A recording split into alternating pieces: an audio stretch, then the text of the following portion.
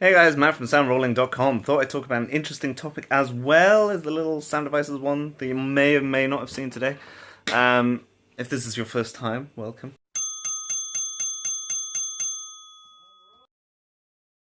Thought I'd talk a bit about moving past job websites and how you're going to get on and further your career, and also just a bit about, I guess, job websites in general and how it's better if you're uh, probably not on them. Mainly because most of the jobs in the whole industry just come from referrals or the network that you build up. So it's important to build that network up. Definitely don't become reliant on these job websites because you have no real leverage. Because usually those people are going on as if they were selling something on eBay and they put a maximum reserve price, let's say. So having no leverage is not very good. It's good, obviously, if you have already no leverage, but generally, if you've been on job websites or you rely on job websites a lot, then probably a couple of things are happening to you. You're probably not in the best location for jobs. There probably maybe isn't a big enough industry, and so you need to find people that are outside of your circle because you haven't built a circle. So I guess that goes into my second one. You haven't built up a big enough network of people that are also in the industry who know what you do and can vouch for your abilities. Three, you might not be that good. You might not have been doing it that long. You might feel confident in, I don't know, trying to meet more people, trying to get out there and network with other camera people. And so that's always an option as well. And I think it's an interesting one also as well to maybe say that you might be lazy because it's quite easy to just go on a job website every day and expect a job website to give you jobs. After all, that's its kind of function.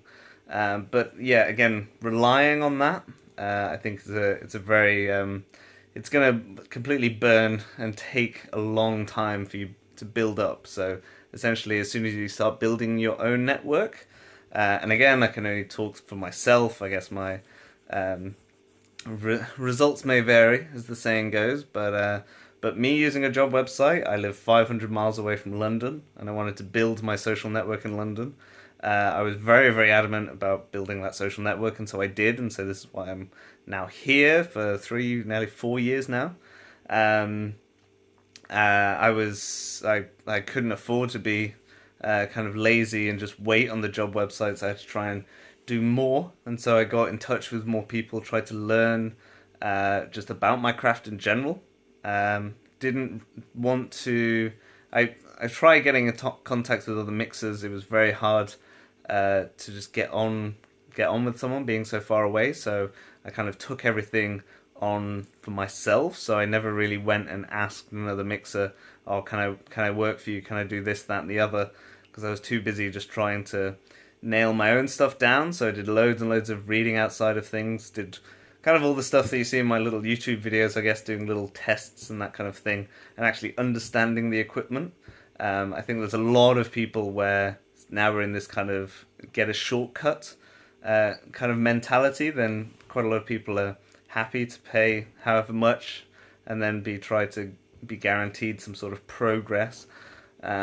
So it's yeah, it's a lot easier to try and find someone who can give you a job forever or give you lots of jobs all in a row than working on lots of different contacts. Again, you're going maybe for completely different things to me, but I'm just kind of spitballing here because I think as an industry, I thought I may as well make a video that comments on that, being that is the end of 2016 nearly, and where the industry will go in the future. Now that obviously DSLRs come along, and then we had that little revolution. We have now creative content massively coming up as all the other old media start to kind of wither away a little bit, and video becomes the only way to kind of grab our attention.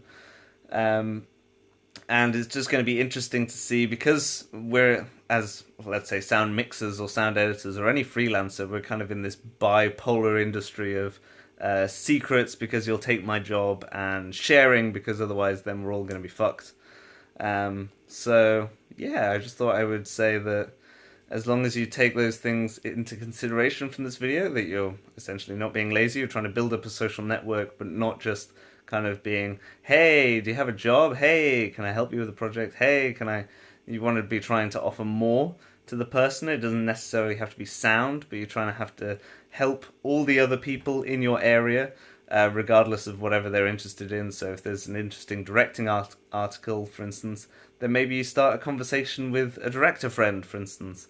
It's literally that simple. You care about other people, and other people will hopefully care about you.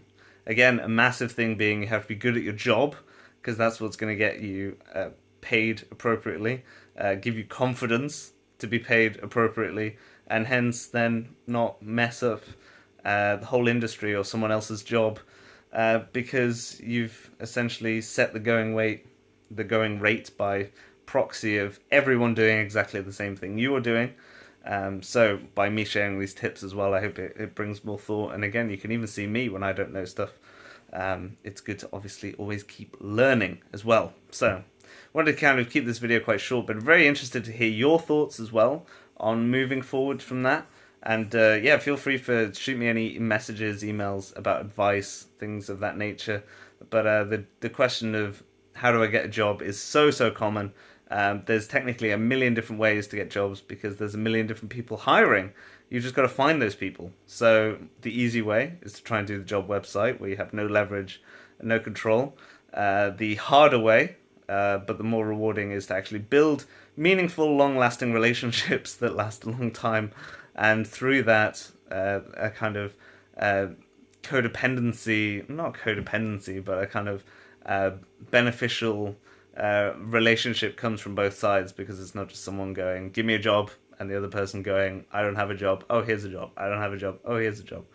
And yeah, working outside to differentiate yourself from everyone else by not necessarily just focusing on equipment, but maybe focus on, I don't know, attitude or like negotiation skills, like build up other skills other than just knowing about a Zoom F8, for instance, or wanting to buy a 633 when you don't really have the work for a 633, or getting a Zaxcom Diva, or let's just mention every other manufacturer in the world, I don't know, or getting a Tascam, or just plugging a shotgun straight into a camera and booming that because your shotgun is better than your lapel mic into your, I don't know, Tascam into DSLR, for instance, because you can't record. Anyway, hope you get the idea.